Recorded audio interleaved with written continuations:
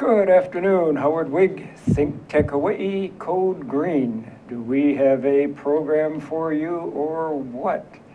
The largest architectural firm in Hawaii is Hawaii Architects. Architects Hawaii. Yes, of course I say that every day. And we have you have a cast of something like 70 people, 75 people? They're close to 100 people now in the office, Howard. Goodness gracious. I go back because I knew you knew the firm when it was just a spring chicken. 100 people, and maybe three of the most distinguished are with us today. Twer, Teri Patton, and James Hoapili, and he did not originate the new development out in the Ewa Plains. And they will be talking about accessory dwelling units. What in the world are accessory dwelling units? Well, is anybody out there aware that we have something of a housing problem? Yes, we do, specifically an affordable housing problem. I happened to work with the young man who developed this whole concept quite a few years ago.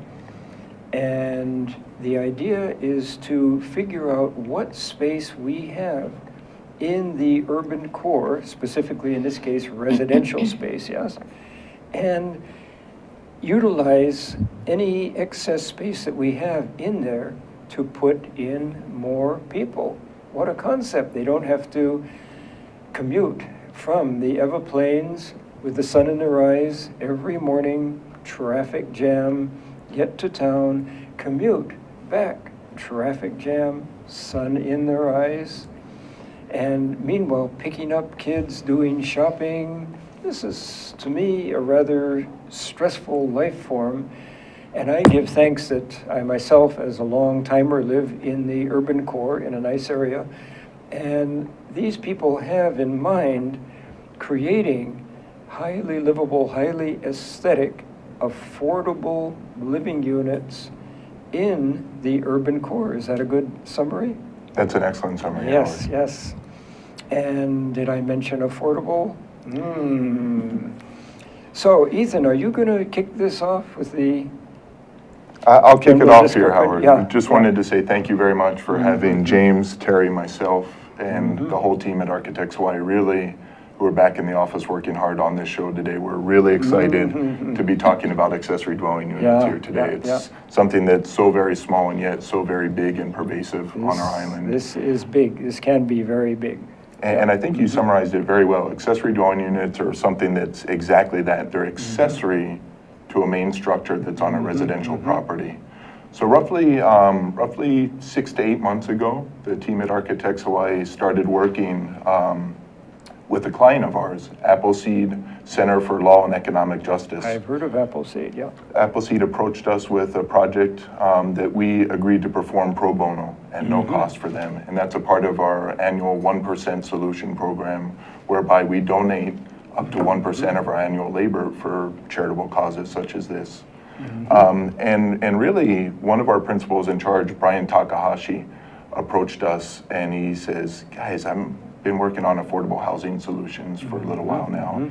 And we were approached by Appleseed to work on an affordable housing solution here in Hawaii. And can you briefly tell us what Appleseed is in case some of the audience is not? Of course. Appleseed Hawaii is composed of what I would say very socialistic minded do-good attorneys, and they're really looking out for people's best interests in the social and economic world in Hawaii and elsewhere. And they're probably doing pro bono work also?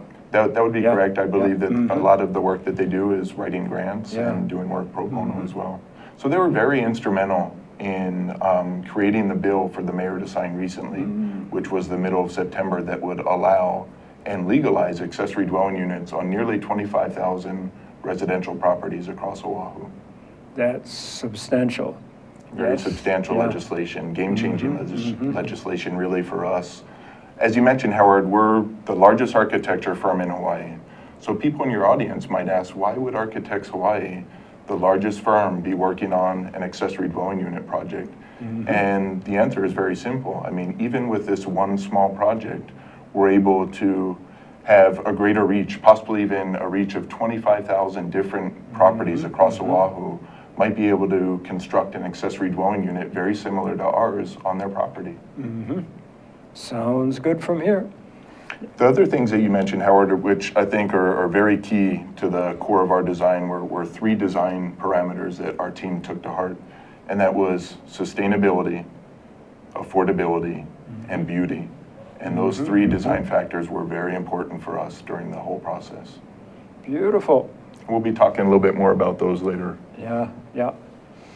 So you want to get into some specifics here? Absolutely. The accessory dwelling unit that we designed is for a client or an end user of ours in the town of Waimanalo, so that you mentioned, you know, this is not just impacting the urban core, but this is affecting the town of Waimanalo. This could be affecting areas on the west side in Waianae and Nanakuli, but these are previously built areas that the accessory dwelling units are being allowed to be constructed on. An accessory dwelling unit, again, since it's accessory to the main structure, is something that's very small. So the Department of Planning and Permitting has set up guidelines for how big an accessory dwelling unit can be. And for properties that are up to 5,000 square feet, an accessory dwelling unit, or an ADU for short, can be no more than 400 square feet. For properties that are larger than 5,000 square feet, the ADU can be no more than 800 square feet. Now, our team approached this design challenge with the less is more concept in mind. Less square footage is better. I'll tell you why. Less square footage is less impactful on the environment. Less square footage is easier to maintain. It's less costly to build. It has a smaller carbon footprint.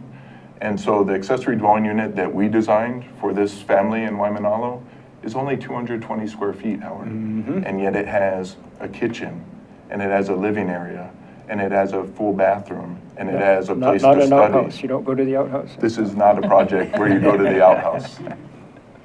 And let me jump in and say that I was born and raised on this island, and I'm used to confined spaces. I go to a mainland home, say in the Midwest, and I walk in and there's this great big living room, and then I look at this great big dining room, and then a sizable kitchen and great big bedrooms. And I remember in one instance looking at the dining room, and just by the feel that it maybe got used once a year for Thanksgiving, and that was it. And then I looked out, and there's this huge backyard, and I said, God, you could build a couple cottages back there, and you could do so much more with this square footage. It's so expansive. And you go to other countries, notably I'm most familiar with Japan, they make much better use of each square foot. And people are happy. I've stayed with these people. They live just fine. It's a high standard of living. We don't need all that square footage. That's a great point. I mean, the size does definitely not equate to the level of happiness within the country. The average size of a dwelling unit or a single-family residence in our country is nearly 2,300 square feet. And you mentioned Japan. The average size of a single-family dwelling unit in Japan is 600 square feet. Now, we've taken that concept and we shrank it even more, and so we're at 220 square feet. And we're going to get into some of those details later, I gather. Yeah, I think so. Yeah. So we actually have prepared a floor plan, not only for our client, for part of the conversation, and I think it would be appropriate to kind of walk your audience through the floor plan. Oh, and do we just happen to have an image of it here? Perfect. Yeah. So we're going to go ahead and walk the audience through the floor plan, which again is 220 interior square feet and 120 exterior square feet. We're encouraging outdoor living through sliding doors that would remain open during the majority of the day to encourage the user to take advantage of being on the lanai space. So the unit is entered on the left-hand side, and you enter into what is a fully functioning modern kitchen with a sink, with a stove, with a refrigerator. The bathroom is at the top of the plan. And one of the unique concepts for every element within the ADU, but something that I'll point out here specifically, is everything has a dual purpose within the unit. You mentioned this dining room that rarely gets used in the large mainland house. Our accessory dwelling unit has a dining room table that folds down from the wall, and when you're not using that dining room table, it folds back into the wall. Now, on the underside of the dining room table is a chalkboard for you to be able to write messages to yourself or your family. The bed that you see there is a sofa during the day. You can sit on the sofa and you watch television. When you go to sleep, it folds out like a Murphy bed would, and you can sleep on that surface. So everything, again, has a dual purpose, a dual function, at least a dual function within the unit. Mm-hmm. I can see where kids coming home from school, they'd have a place to do their homework, for instance. Absolutely. There's a place to do homework. There's a place for the patriarch of a 12-person Native Hawaiian family, Howard, is going to be occupying this space here. Now, this person occupied a similar size job site trailer that really, it only had one window and had no running water, no toilet, no kitchen. So we're swapping out this square footage that this person used to live inside of with what we designed here, and yet gave him or her all the modern comforts of a fully functioning home. So it's a great pan shot of the unit. You can imagine, if you will, someone standing in the kitchen looking out through the windows into the rain garden where the grandchildren are playing. And again, the rain garden is something that James and Terry will talk about a little bit more explicitly when we talk about our sustainability guidelines and the Living Building Challenge.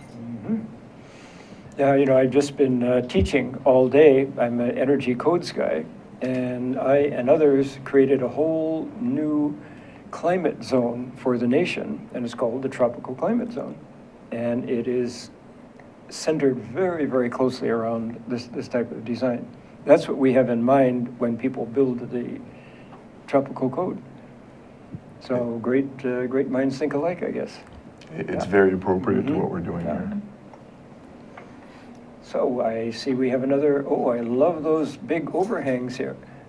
So the overhangs, of course, would provide continuous shade throughout the day. And Howard, as you mentioned, we live in a climate where we can take advantage of our passive cooling here in Hawaii. So this accessory dwelling unit is not actively cooled with air conditioning units. It's passively cooled through stack effect. And you'll see at the top where the hot air might be escaping from the interior of the unit. You'll see that the lanai there has the sliding doors that you would keep open during the day. The jalousies are specifically positioned to take advantage of the cross ventilation. And there you see in the bottom left-hand corner the patriarch's grandson working hard in the rain garden.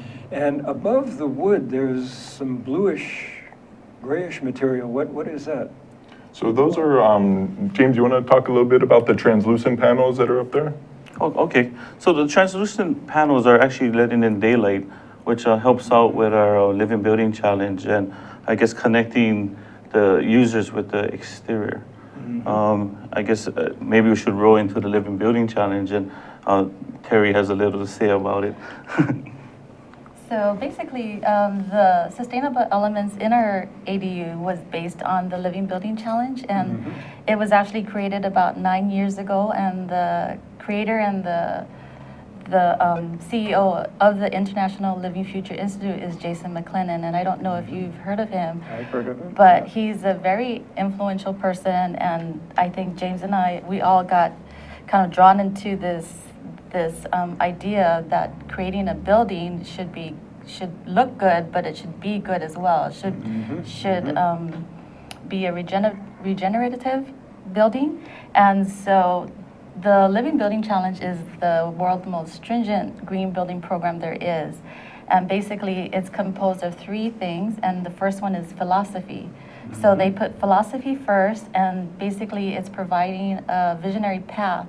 And what he refers to is that he relates it to a flower. This whole scheme of things is based on the metaphor of a flower. So basically, if you can create a building that kind of draws its own energy from the sun, just like a flower, if it uses its own water that it catches on the roof, just like a flower, and also not putting any harmful ingredients or contaminants back in the earth. So, and it has to be a place of beauty, which is what Ethan said. It has to be beautiful as well, because you can have a net zero building that does all these functional things that a sustainable building can do. But if it's not beautiful, the people are not going to come and want to work in it. They Yeah. don't want to live in it, and so forth. So then it becomes unsustainable. So Mhm. I think we like the aspect of the Living Building Challenge, and that's what we try to incorporate into our ADU. That is an excellent transition for us to take a little break and bask in the flowerness of it all. And we're back in a minute. Code Green, Think Tech Hawaii, Architects Hawaii guests, talking about the accessory dwelling unit and now the Sustainable Building Challenge also. Back in a minute. Aloha, this is Reg Baker and I am the host of Business in Hawaii. We talk about positive stories of businesses in Hawaii, how they have been successful and how they have overcome some of the obstacles that a lot of us encounter when we try to have a business here. And believe it or not, there are a number of positive stories here, and we want to talk to all of you. So we broadcast live every Thursday at 2 o'clock, and it rebroadcasts again on Olelo Channel 54. So I sure hope to see you next time. Please tune in on Thursdays at 2 o'clock. Thank you. Hi, my name is Cindy Matsuki, and I host High Growth with HTDC, where we talk about all things tech, innovation, entrepreneurship, and manufacturing, because there are tons of things that are happening in Hawaii in those fields, and we like to share them with you because more people should know about them. This show broadcasts live every other Tuesday at 3 o'clock on Think Tech Hawaii, and tune in, and we'll see you then. Thank you. Good afternoon again. Howard Wiig, Code Green, Think Tech Hawaii. We have a very, very lively discussion and this is a game-changing discussion about how we look at homes and how we can take advantage of the most beautiful climate in the world, which is Hawaii. Why close in our building, do central air conditioning? On the mainland, people live indoors for 90% of the time now. That is not how our grandfathers lived. It was mostly outdoors, and for those of us fortunate enough to be born and raised in Hawaii, I know that as a kid I spent a whole lot more time outdoors than indoors, Right. and enjoyed every minute of it. Which state in the nation has the longest longevity? I don't know. Hawaii. Hawaii. Mhm. One big reason might be the fact that we have this fusion of nice, healthy food, but in my opinion, an even more important reason is the fact that we spend a whole lot more time outdoors because of our beautiful climate. So is that a good segue for continuing the Living Building Challenge? Yes, that is. Discussion. So, as Ethan mentioned, we were guided by Brian Takahashi, and through his involvement with the university, we participated in a curriculum for the School of Architecture this past semester. And what we did was we worked with Joyce Noy, who's a professor there, and we kind of worked with her to create a program for the students involving the ADUs and incorporating the Living Building Challenge strategies. And so included in the curriculum were such things as guest speakers. We brought in speakers to talk about wetlands, aquaponics. We even had someone come in and talk about his own process in creating his own Living Building Challenge home in Pololo. So that was very interesting. And then we also shared our experience that James and I went to a unconference back in April. So we shared our experience with the students about that. And then we also held a charrette, which I think we have an image of that. It'll come up pretty soon. Okay, Yep. sorry. Oh, who is that handsome character? So it was really, I think for the students, it taught us, well, for us, it taught us a lot because they brought so much energy to our process of the And ADU. for those of the audience who, heavens, doesn't know the meaning of the word charrette, could you describe charrette for a minute, or define charrette? The design charrette, Howard, comes from French language and basically means it's a design process and it's a design meeting. We gathered as many people as possible from our own office at Architects Hawaii, the students that we're working with from the University of Hawaii, our client, Appleseed Center for Law and Economic Justice, they were attendees at the charrette as well. And we get a lot of people in the same room and a lot of ideas come out of the charrette. So we're using trace paper and big fat markers, and it's just a chance to be creative, roll your sleeves up, and really come out with a design that's going to lead to something better later. So it sounds like a brainstorming session in which there's no such thing as a dumb idea. Right, Yeah. exactly. And then you go through a winnowing process after that? Right. Yeah, Uh-huh. yeah. And so I think in the end, the students came away with learning about the Living Building Challenge and ADUs. And for us, we felt that they were very fortunate because they're ahead of the game for a lot of students and some design professionals, because I don't think there's a whole lot of people that kind of know about the Living Building Challenge. So it was a really good way to kind of perpetuate this learning process and hoping that the students become green warriors, so to speak, so that they can carry on for the next generation.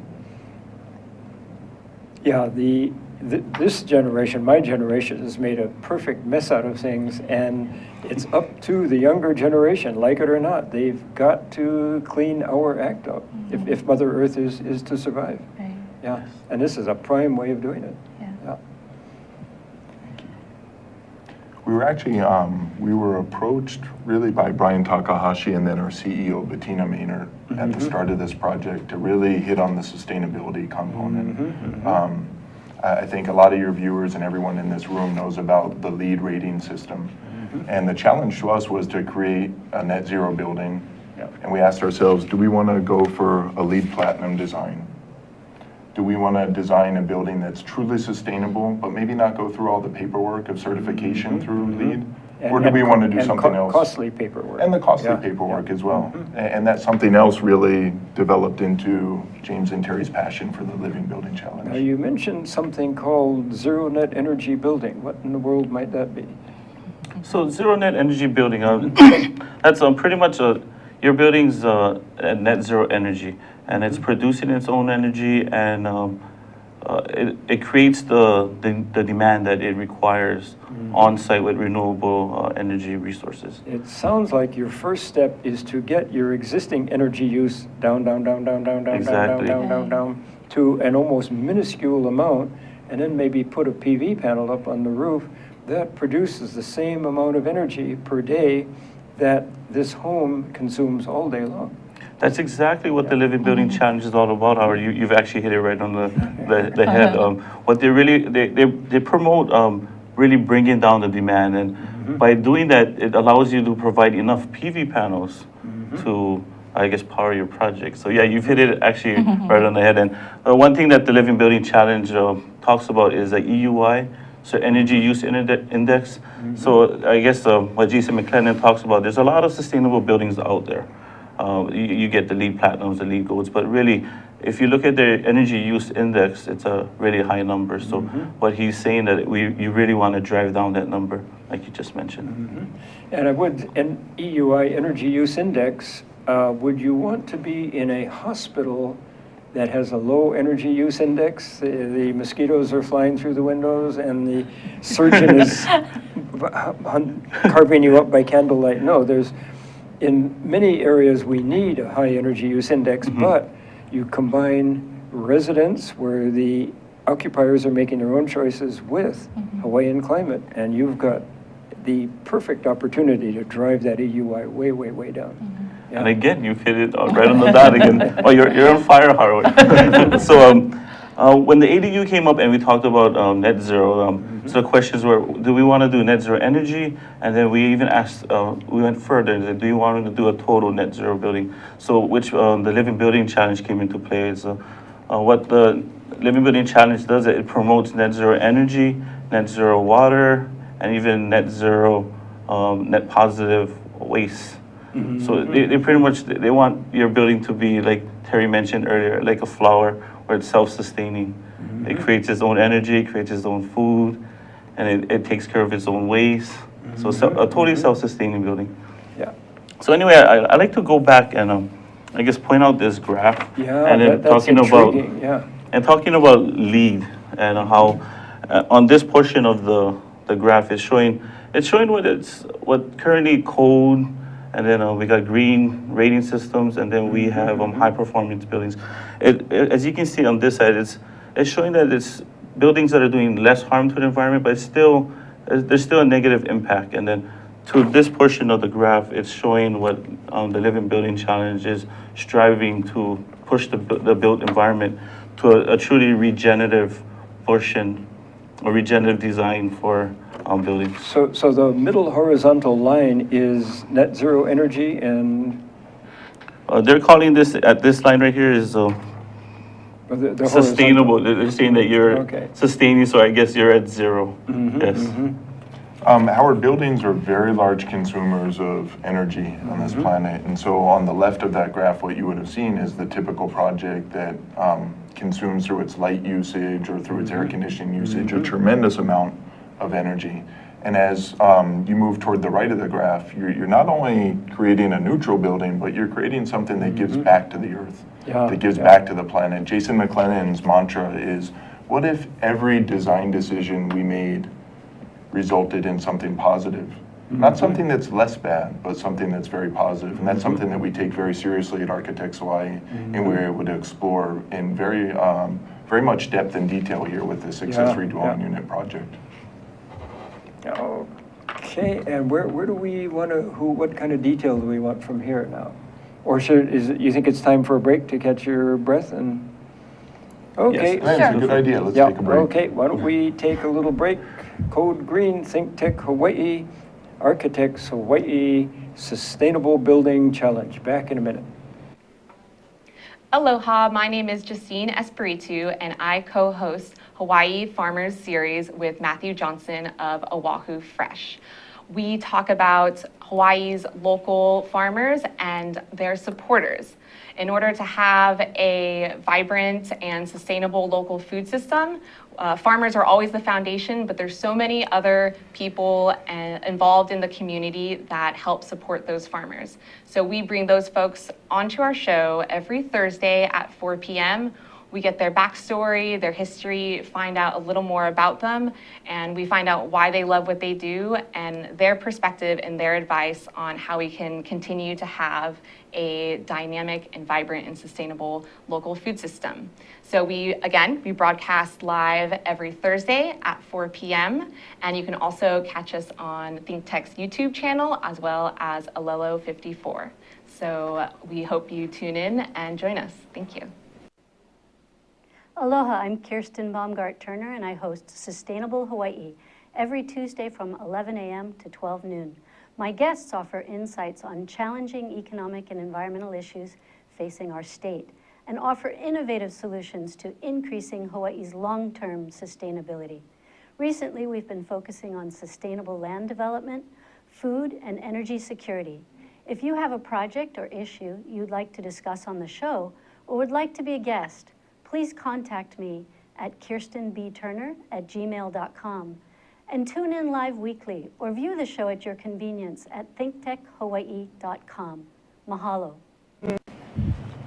Good afternoon again. Final segment, Think Tech Hawaii, Code Green, Architects Hawaii. My goodness, we have so much to talk about and so little time to squish it all in. We're going to end with I assume it's an exciting video. So James, why don't you mentioned the concept of a flower, Terry. So last time I looked, flowers had petals. Do any of those petals mean something? Yes, they do. So with the Living Building Challenge, there's 7 petals. So we have sight, net positive water, net positive energy. We got health and happiness. Then we have materials, equity, and then beauty. So those are the 7 petals. And within the 7 petals, we have 20 imperatives. So I like to focus on a few for what we designed into our project. So looking at the net positive water, the big thing with our design is that we have an oversized roof, which allowed us to capture a lot of rainwater. And within this system, we're treating it through a water purification system, which is a 3-stage water purification system, which includes 2 charcoal filters, and then it goes to a UV light process. And once it's treated, then we're able to bring it into the unit, which then it's distributed through low flow, ultra low flow water fixtures. And then I guess the key to this, once we've used the water, now we have to treat it. So now we're separating it into 2 categories. We got black water and gray water.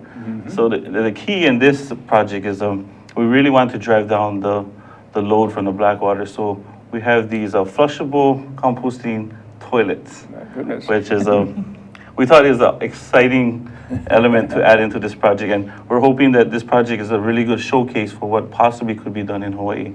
So what this is doing is it's driving down the load on our black water, and then I guess with the remaining gray water, we're able to just treat it with a gray water filtering system, which then goes into a rain garden that's part of our, I guess, the on-site agriculture requirement with the Living Building Challenge. And gray water would come from showers and washing machines and Yes. so forth, yeah. Right. That's correct. And then I guess the next big feature is our net energy, net positive energy. So again, we have the oversized roof, which allows us to have 10 PV panels. And as part of this, it goes to an inverter. And then the next step is it goes into a home battery system. So we're able to create and become like off the grid and have a very resilient project. And I might add that we think of lead acid batteries, but there's a new generation of batteries coming out there, one of which is powered, and I don't know how, by seawater.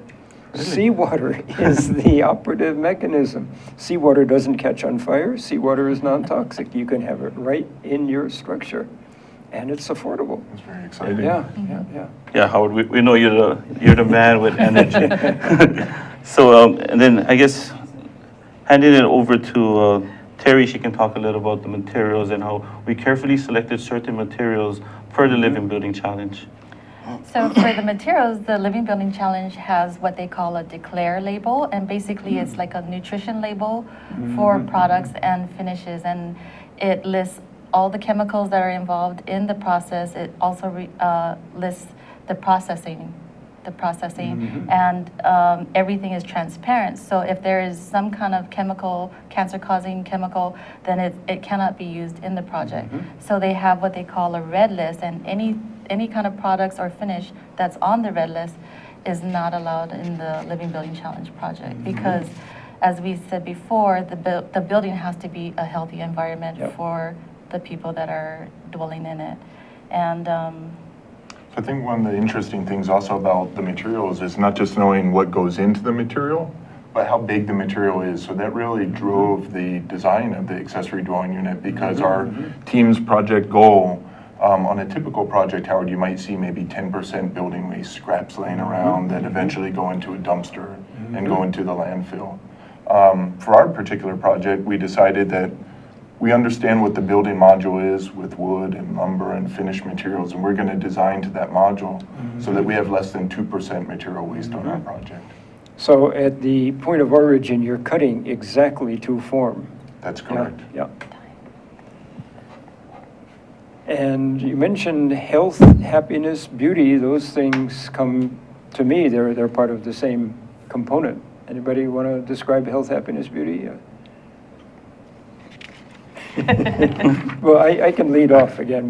We hominids, two-legged creatures, are 4.2 million years old that we know of, and we've been walking on all fours, and we have the sun in the day, we have the moon at night, and that's how we evolved over all that period. And our grandfathers and grandmothers evolved not very different from that. Revolutionary technology has taken over. So we're spending more and more time indoors under artificial lights, but we evolved. So the more you get daylight, the more you get fresh air into our human system by nature, the healthier we are. Yeah, you know, Howard, again, you pretty much did this presentation. So anyway, what the health and happiness is a big term that Living Building Challenge likes to preach is on biophilic design. So it's connecting the users with nature. So yeah, like you just said, is like we've lost the connection, and There's a quote somewhere where it's saying that globally we're becoming very interconnected, but we're getting separated from the ecology. So exactly what you said. Yeah, yeah. And your sustainable home is designed to get you back into nature. It's encouraging active lifestyles, healthy lifestyles, to have a visual connection with what's happening outside. Not only what's happening outside, but one of the sections that you just showed up on screen, for instance, we have a very low-cost custom light fixture. We actually have a couple low-cost light fixtures that are designed into the project. Our accessory dwelling unit user is an avid fisherman, and he has some glass floats that were laying around his house from Japan. And we decided, wouldn't it be cool if we designed this custom light fixture out of the glass floats? So there, not this picture here, but in the rendering, you can see the glass floats that are hanging off the lanai. This light fixture here, enumerated by the number 5 here, that's another custom light fixture that hangs in the kitchen. And it doubles as a butcher's rack. You can see there's the light fixture hanging outside. So there's some very small maneuvers that we can do, some very cost-effective maneuvers that we can do to encourage biophilic living, which really reduces stress and encourages this healthy lifestyle. Yeah. And we saw on the graphic there all these numbers. We have very limited time. Does anybody want to tell us what all those numbers are all about? Because you haven't even begun to describe the details. Howard, you're going to have us back on another show. Yes, I can see that, yeah. So maybe I'll just go ahead some and of take them, a stab at it, and you guys please help me where I fall short. But really, number 1 is just showcasing where our solar panels are located. Number 2 is the home battery system that James had referred to. We talk about the oversized roof and the rainwater harvesting, this catchment tank that's 500 gallons and will receive a custom graphic. We're working with someone on this custom graphic so they're not just looking at a black plastic tank. Number 4 is the flushable, compostable toilet. Number 5, again, talks about the biophilic design that we just had the conversation about. Number 6 is the gray water that's coming from the showers and it's coming from the sinks to be able to be treated, filtered, and then feed the rain garden. Wow. Number 7 talks about the passive cooling, some of the hot air that's released through stack effect, through the screened elements that are at the top of the ADU. Number 8 talks about repurposed materials in the project, and we're working with a local craftsperson on designing a lot of custom built-in cabinets, entertainment centers, wardrobes, and those sorts of things. This craftsman creates his product out of pallet wood that you could see stacked up at Walmart or Home Depot that's going to eventually wind up again in our landfills, is now being repurposed into usable furniture inside of our accessory dwelling unit. Yep. And so the number of trees needed to be cut down to build this home compared to the number of trees needed to build your standard Eva Plains home. I wonder what that ratio is. 1 in 10? It is much fewer, I can assure you. Yeah. And then by repurposing local materials, you don't have to ship it in. Right, Yes. Correct. exactly. Shipping costs the diesel fuel. All of our materials are either locally sourced. Yeah, so that's one thing we learned through the building challenge, living building challenge, is that Hawaii doesn't really have a resource for materials. So in our charrette, we realized that our resource would probably be the waste stream, which is an interesting fact that we have to go to our waste to find building materials, which is good because we got Reuse Hawaii. And Yeah. Yeah, what is the best definition of waste I heard? Waste is a material for which a use has not yet been found. That's very cool. reuse. Elegantly said. Yeah. So we just have a little while, and we do need to show, before we do the video, you want to talk about something. What's this about a film festival here? So there's a couple of people in our office that we volunteered to spend time in the Honolulu Collaborative, and it's for the Living Building Challenge. And right now we're trying to promote this film that James and I actually saw when we were in the Unconference in Seattle earlier this year. And it's a thought-provoking film, and I think, and both of us think that it relates to Hawaii because of the cultural aspect, because of the, I guess what I'm trying to say is how the people feel that the land was taken away and so forth. So the building, this building that they built in New Zealand basically brought the government, brought the people together, and they were still able to celebrate their way of life by living sustainably. So it was a win-win situation for everybody. And so we're hoping that this film will impact a lot of people to think along the mindsets of the Living Building Challenge. Cool. And yeah, we are wrapping up. Why don't we wrap up with a video that was made by you people, or? That's Yes. correct. Oh, The hardworking beautiful, people beautiful. Yes. behind the curtain at Architects Hawaii. And does somebody want to describe what we're going to be seeing? Or? You're going to be seeing a fly-through, and it's an aerial fly-through, and then you enter the unit, and it'll just give you a little bit of a taste, a little bit more of a taste for what we designed. Yeah. Okay, we'll roll it soon, and then will you talk us through it here? Oh, no, we're going to have music with this, yeah, okay.